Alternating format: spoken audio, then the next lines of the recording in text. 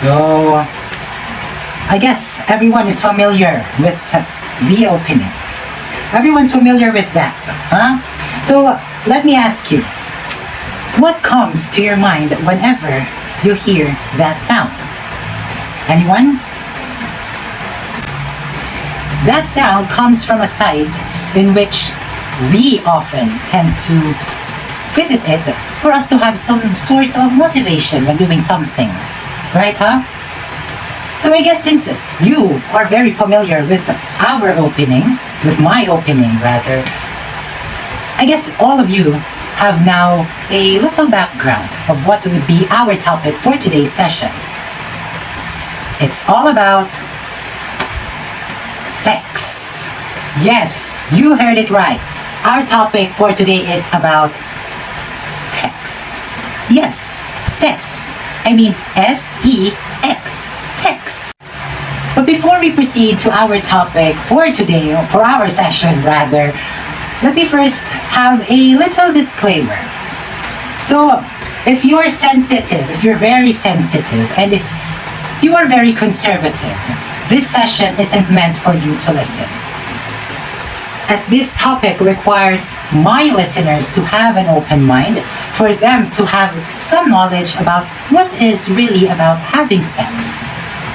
What do we mean about having sex? And what are the different pros and cons about having sex? Good day everyone, my name is Bjorn Labata from BSN Science SC11, and today we are going to talk about sex. So first, what is basically sex, or a human sexual activity? What is really about sex? What's with sex that I'm very much interested in? Why is it our topic for today's session, right? Diba? So, what is really about sex that I'm very interested about? So first, I'm going to define to you what is sex. So Sir Paul Henry Gebhard defined human sexual activity as an activity solitary between two persons, or in a group that induces sexual arousal. It's an activity in which it can be either between two persons, in which we can consider it as a normal sexual act, or by three, in which we call it a threesome. Yes, threesome. Or three or more than that, we call it an orgy.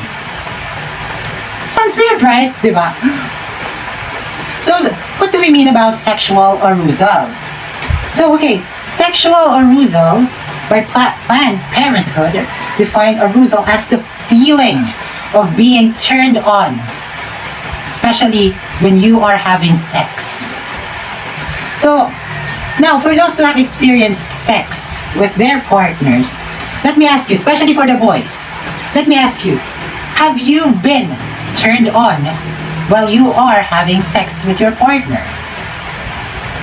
I guess everyone, or most of you, are really turned on when you are having sex with your partner, for you to release the sense of intimacy when you are performing or having a sexual activity, right? Diba? So, you are going to have that intimacy for you to have that appetite.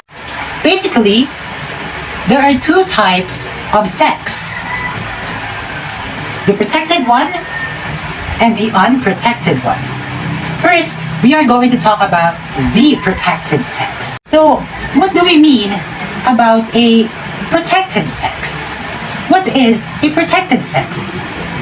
Anyone who has an idea about what is a protected sex? An unprotected sex is a sexual act in which it involves the use of contraceptives. Yes, that's right. So a protected sex is a sexual act in which it involves the use of a condom or any other contraceptives for them to prevent or to reduce the risk of infecting someone an STD or an STI.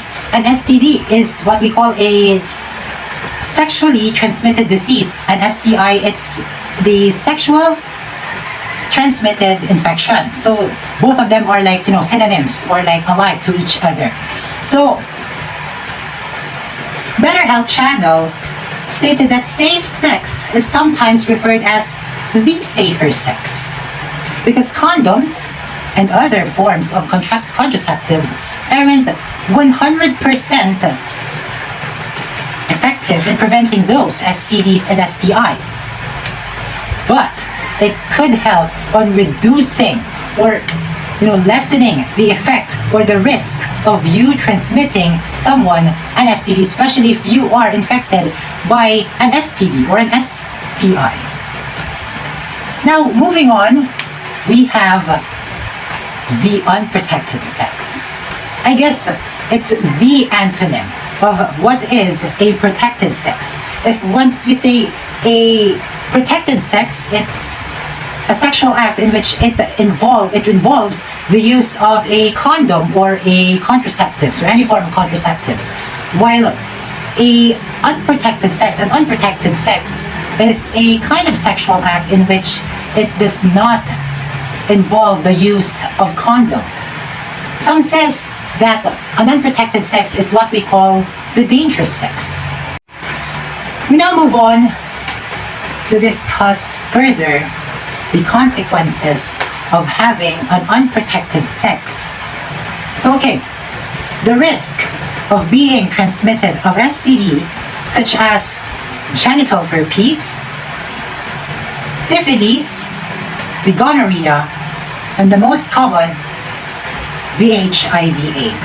The World Health Organization reported that more than 1 million are acquired every day worldwide. Most of whom are asymptomatic. But there are ways for us to prevent those from being acquired. First, practice having safe sex. Use condoms or any form of contraceptives.